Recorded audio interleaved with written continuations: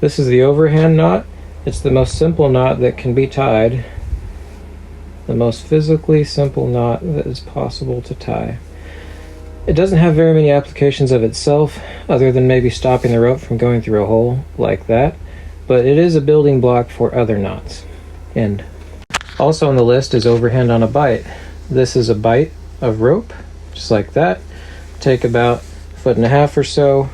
You're going to tie the overhand on a bight the same way you tied the single simple overhand, only now you're making it with a loop. This loop will stay secure in size and it won't slip. However, it doesn't retain as much strength in the rope as the figure 8 on a bight, and so the figure 8 is preferable, but once again, this knot has some uses like securing a loop at the end of the rope. This is the figure 8 knot, the simple figure 8. Once again, this knot doesn't have a lot of applications in and of itself, but it will be the building blocks for many other knots. So that's it right there.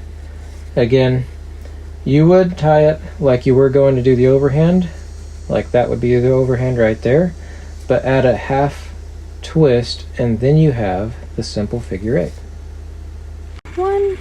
For the figure 8 on a bight, to make a secure loop on the end of a rope, such as what you'd attach to a carabiner to anchor that end of the rope, get a bight of rope like this. That would be as minimum length. Most knots you don't want a large loop for your loop size. That's figured on a bight. However, notice it's not dressed. I'll dress it by doing this. Now it's dressed. Oh, it's not totally dressed. Dressing is one of those things that will take a little bit of practice to get it right. Now it's dressed. Now I can confidently identify that knot when I do a safety check.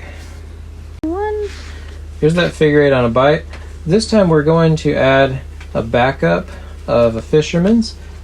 Some teams will back up their figure 8 knots with a Fisherman's. A lot of times a loop even that size is going to be enough to clip your carabiner into. You do want to leave at least this much tail when you tie your knots, so that way as the rope tightens in the knot, it doesn't draw tail into it and come up short. So this would be your simple single Fisherman's safety backup knot.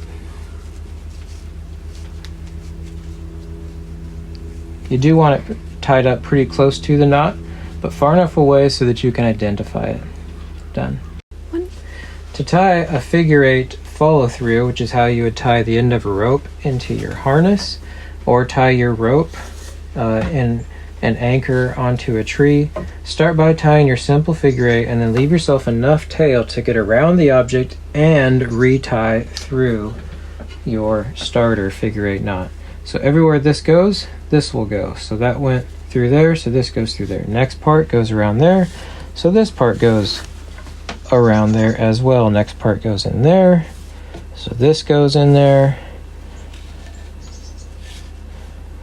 This goes around there, so it's going to go around there. Last part, that goes through there, so this will go through there. Notice that I'm leaving enough tail so that when I've tied my knot, there's sufficient tail. It needs to be at least this much so the rope gets pulled tight, it's not too short. So how to dress that knot. Dressing that knot is always important. Sometimes it can take you a couple of tries to dress a knot, and that's okay, but you do always want to dress it because that's going to allow your safety officer to make a good, accurate safety check. This is now dressed. Basically, when it's pretty, it's good. You should be able to count it using the 2 check method. 2, 4, 6, 8, 10. That's 2, 4, 6, 8, 10. As in 2 is in a pair. A pair there, a pair there, a pair there, a pair there, and a pair there. And you should get to 10. If you don't get to 10, you don't have a... So one more figure 8 knot that's on the list is the double figure 8. Start with a longer than normal bight because you're going to need a bit more length. So this would be the tail. That would be the main portion of the rope. start like you would tie the figure eight normally, but instead of putting the end through, lay the middle of that across there and push that through with your thumb like that. Then take this, go up and around all of that, all the way up to the very top of the knot, and then pull the loops that you made while holding that up there. This makes 2 loops, and you can make one loop larger or smaller if you wish, just like that. One thing I like about it, it's a bit easier to untie, which is a lot of what I think about when I tie knots. To tie a loop in the middle of a rope and be able to pull it either direction, up or down, from the middle of the rope, we don't use the figure eight on a bight because that would be splitting the knot, and those knots are not designed for that. This is, do the 3 wraps around your hand, do that again, 1, 2, 3, take the one closest to your thumb, put it over there, pinch it, pull this just a little bit, and I'm going to tuck it through there, through underneath all of them, right? So it's going to go through there. I'm going to pull on the part that I passed through and my 2 tails. Now I have the Alpine Butterfly. This can make a secure attachment point in the middle of a rope and can be pulled this way or that way. Done. A knot to join 2 ends of rope together is traditionally called a bend. The double fisherman's is a really useful knot to tie 2 ends of the rope together. You can do it with 2 dissimilar sizes of rope. Notice that I cross back over as I go. I don't wrap this way, I wrap back over itself, form a cross right there. As I come through, this last little bit of rope is going to go through there, like that. Make sure you have enough tail. And there we go, we have 1 fisherman's. On one side you should see an X formation, and on the other side it should just be 2 parallel ropes.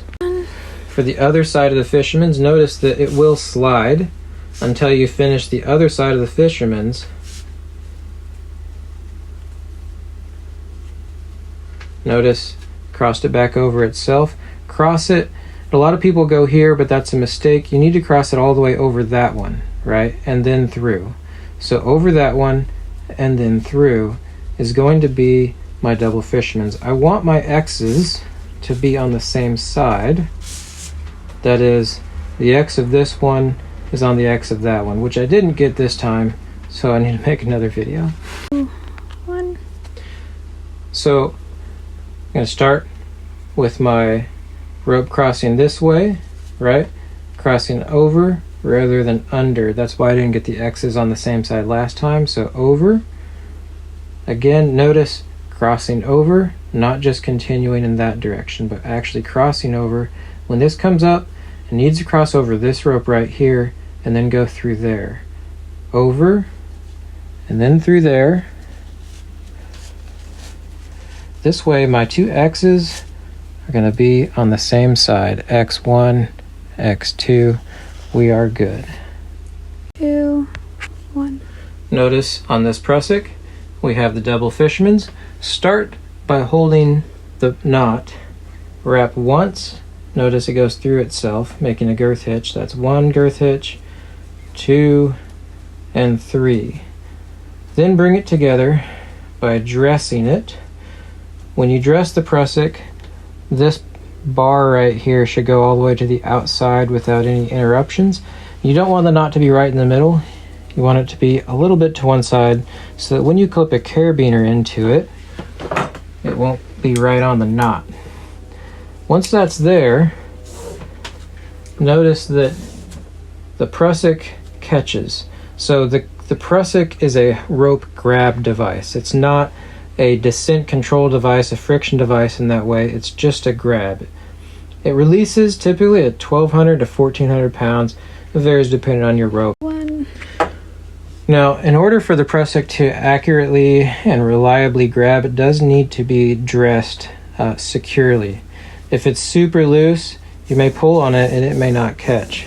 However, the faster it gets pulled, the more likely it is to catch, as in the harder of a sudden jerk that it is. Done. This next one is the Bowline. and it accomplishes making a secure loop at the end of a rope. The Bowline does require a backup safety knot.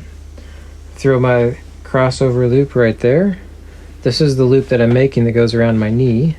The rabbit, it's the end of the rope, comes up out of the rabbit hole, goes around the tree, and then goes back down the same rabbit hole. And there is my Bowline. Now I need enough tail to tie the backup fisherman's knot, so I'm going to pull just a little more through. And this is my backup safety fisherman's knot. The Bowline does again require a safety knot. I like to put that real close to the Bowline knot, but not necessarily touching it. It's just so that when it's safety checked, it's easy for the safety check. When you tie the Yosemite back up for the Bowline, it's important that you tighten the Bowline first and then tie your Yosemite. If you don't, the picture shows you there, bad things can happen. So with the tail here, I start by going around. So there should be another turn added here to match that one, and then just straight up through for where your main line comes from. Once again, tighten it, pulling this and that, these two, and then your Yosemite tail last. That is a real important part. So that's what it should look like. I've done this not intentionally to match the picture of how to do it right and how to do it wrong. Done. One crucial part about knowing when your Yosemite is correct is looking for this cross between this and that. If there's not a cross right here, the Yosemite is incorrect and the structure of the Bowline is compromised. So this cross between this strand and that strand of rope is crucial and must be there. Done. 2, 1. Hitches are like knots that are tied around an object, so like an object like a carabiner. A Munter hitch is really useful because it is a way to create a friction tool on the rope. So the knot can flip, the hitch can flip either way, as you see here, and it's still a Munter either way. It's also called the Italian hitch. Now, it's preferable that it not run along the gate and thereby open the gate accidentally. So you do want to plan about which way your Munter is going to operate. That's the preferable way, with the rope along the spine of the carabiner rather than the gate side. Again, on how to tie that Munter, take your rope, flip it. From here, you can connect these two sides and clip there, right? Or, if I were to open that back up the way it was, you could put these two sides together and clip there. Either way, you'll have a Munter. If you don't end up with the rope along the spine, like that, just retie your Munter, clipping it the other way, and you'll probably get it right the next time around. So what this does is you can rappel or you could lower a single person load on this. So not a rescue load, which is 2 people, but a single person load.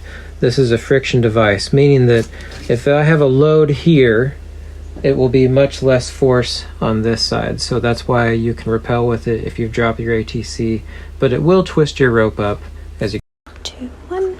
Almost to the end of the list of required knots is the Clove Hitch. One thing about it is you can tie it in the middle or the end of a rope, oftentimes for a multi-point load-sharing anchor system. So flip one that way, flip the other one the opposite way, and then overlap them. And then you can clip the carabiner in there. And one nice thing about this is you can adjust it.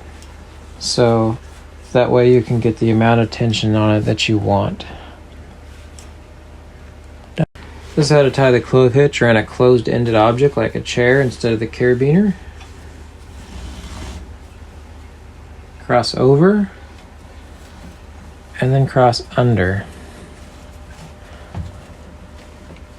The Clove Hitch will cinch up on it. This knot is not stable by itself. You're going to need to secure this into something else, but a big part of it is this would anchor onto one article, and this will oftentimes go anchor on something else. So this is really useful for that.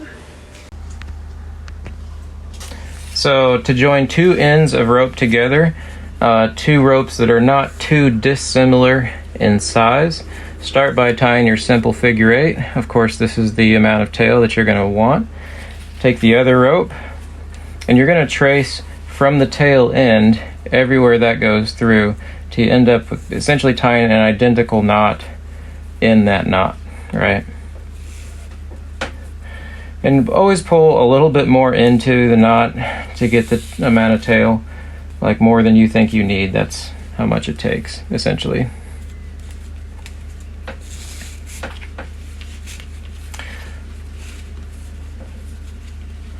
And dress it.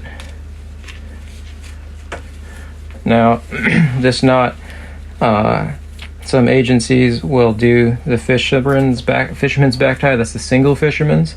So as you can see, the knot is dressed, and some agencies will do a safety back tie on that. Never just an overhand or a half hitch if you're doing a safety back tie. The single fisherman's is what you want. That's it. We'll tie another one over here. Pinch it right there.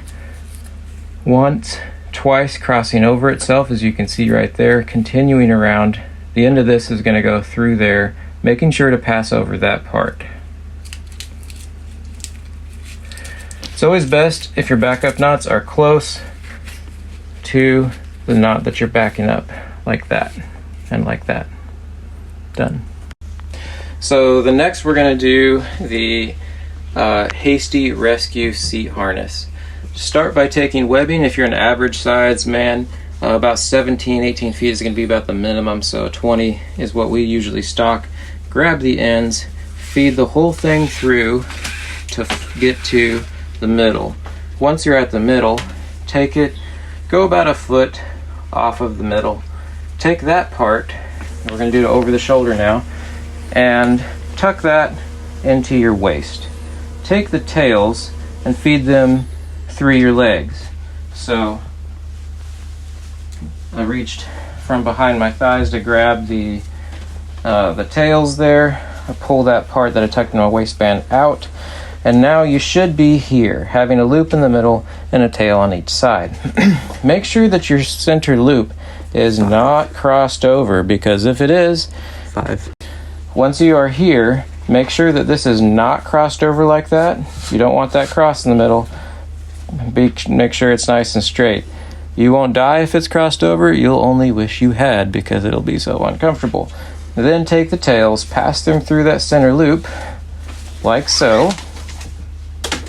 Throw it over your shoulder after you've passed it through for storage. Take the other one, pass it through, throw it over your shoulder. Then take and tighten up. You should have 2 secure loops around your legs now, and you want to pull them up and pull them tight and secure. This is what it should look like. Take each of the tails and pass them back. A lot of people mistaken by passing them forward like that. Don't do that, just back. That's the only thing you want to do. As you pass them back, you need to make one complete loop around your waist. Okay, so having made that one complete loop, notice that I could tie here and I would have a complete loop. However, I would have all these tails. I don't want to trip over that. So I'm going to go ahead and pass those around again. There's not really any max number of passes around you can do. And then I'm going to finish this in a water knot. An alternate to that, which is easier, is the square knot, but we're going to do the water knot because it's a knot everybody should know. That's a little bit short, so I'm going to take this side and come back over here with it, and I'm going to tie my knot on this side. So the water knot starts, it's just an overhand follow through, so you're going to tie that overhand knot.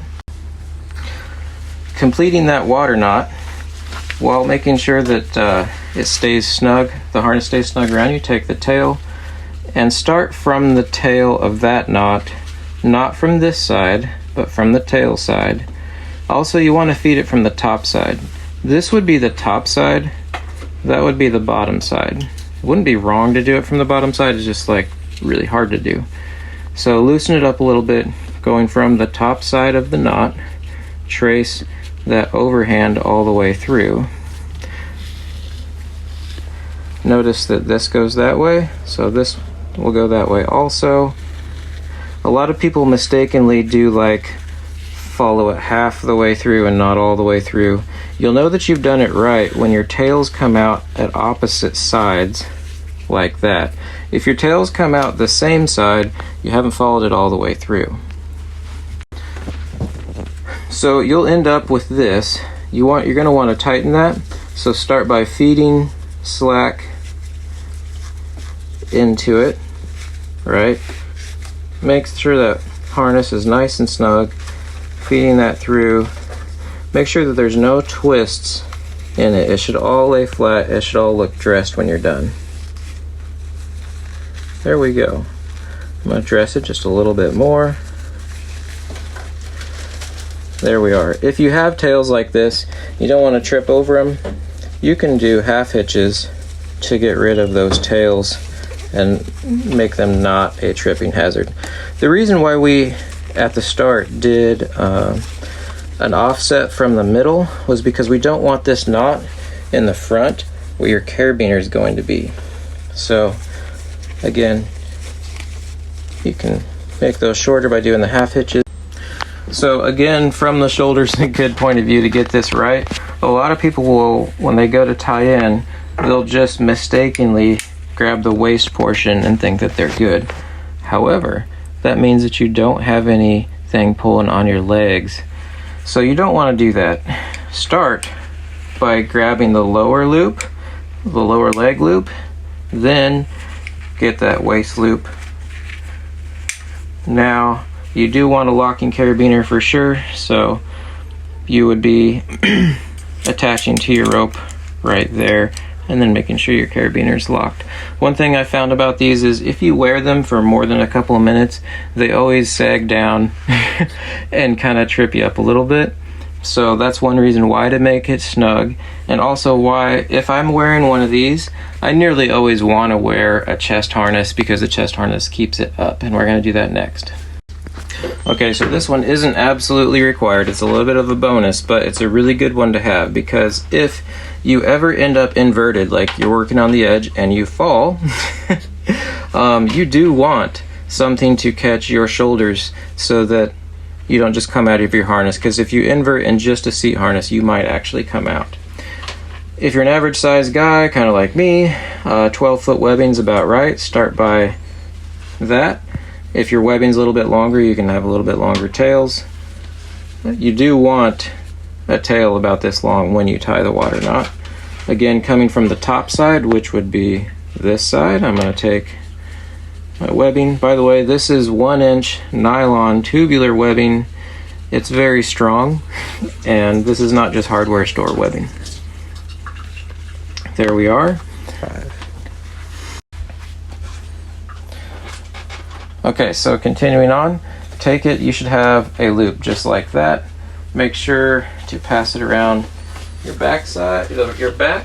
Try not to get any twists in it. Then take it, and you'll have one loop here, one loop here. Pass one arm through one loop, not both. It doesn't matter which arm. You should be here. Make sure that the knot you tied is on your back and not in the front, especially not like in this loop. That would be the worst place for the knot to be. Take this, pass it through there, cinch it down pretty snug, and then pass it through again, going between those two sides. There we are. We're going to connect this to our waist, however, this is too long, so I'm going to do half hitches here until it's short enough to actually pull. So continuing, this is too long. to actually pull my waist harness up, I'm going to use half hitches tied right here to make it short enough to actually pull my waist harness up. That's a half hitch. This is still too long. Another half hitch. That might work. I like it to be pretty short and pull my waist harness up pretty good. The more you do that, the more comfortable you'll be when you're on the rope. Then you should have to bend down a little bit in order to connect them. If they feel pretty snug, then you have it right. So now I could go inverted because I have this passing over my shoulder. If I go upside down in my harness, I'm not going to fall out. If I didn't have this chest harness, I might actually fall out of my waist harness if I go upside down. So they went, okay, tails together, pull it all through. Now you're at the middle, go 1 foot off, take that, tuck it in your pants,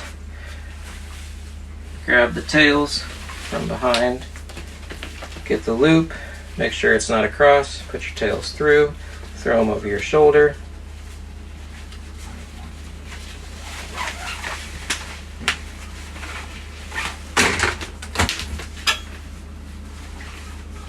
Just like that. Snug them up, go around your waist.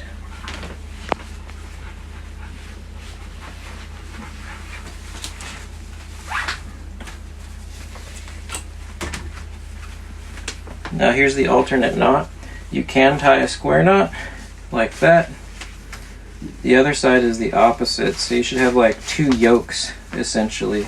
A yoke on this side and a yoke on. Noticing that you have like essentially 2 yokes, a yoke there and a yoke there, and it should look like that. If you don't have that, then you have a granny knot, and the granny knot will kill you. So make sure that you have a square knot and not a granny knot. This does need backed up with a minimum of 2 half hitches. I have a whole bunch of tail with this webbing, so that is not an issue in my case. That's 2 half hitches right there on that side. So here's 1 half hitch on the other side of the knot.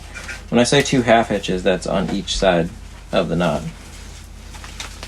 Those are still a little long. I'll probably do some more half hitches just to get them out of my way.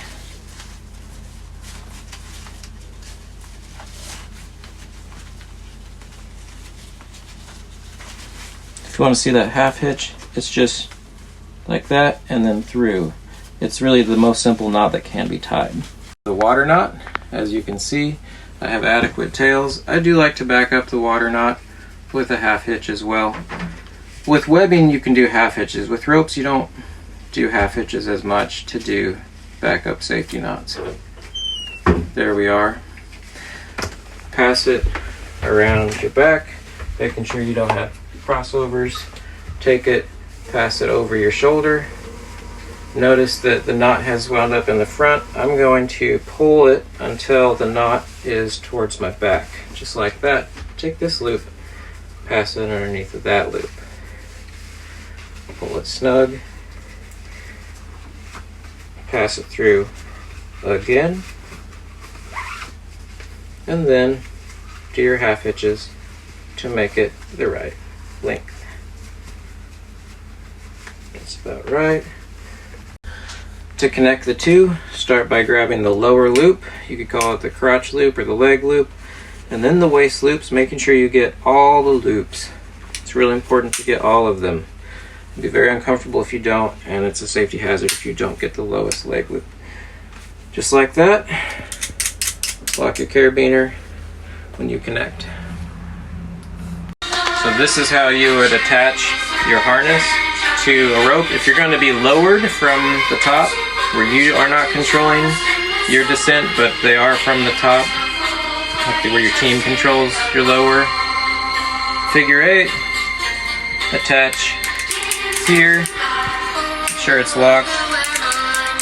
Of course, anytime you do rope rescue operations, you're going to have a second line, but this would be like an example of your belay.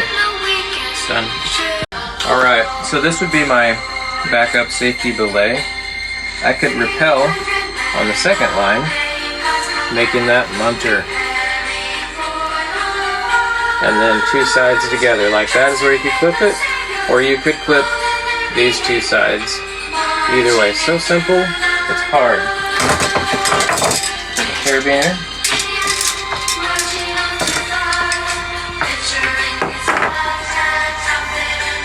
Flip it, put two sides together.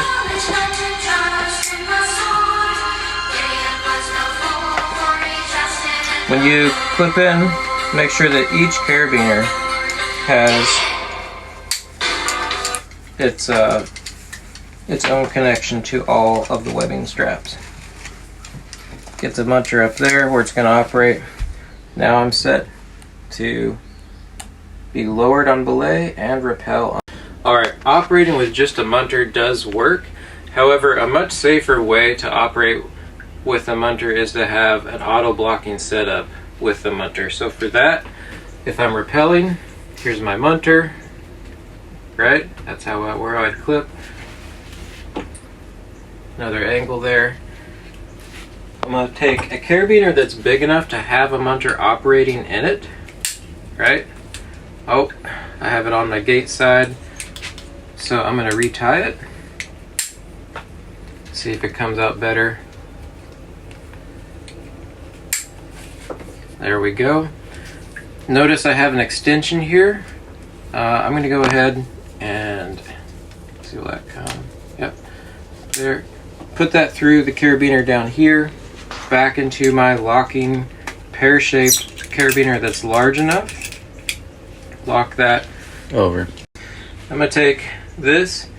For this load, you don't have to have 3 passes. 2 is sufficient. Put my Prussic on there. Dress my Prussic.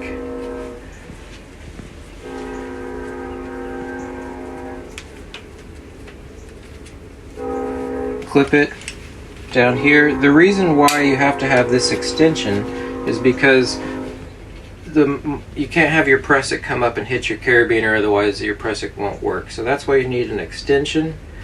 And here, this is now a hands-free system. I can let go of this, and on the tail side there's not going to be as much force.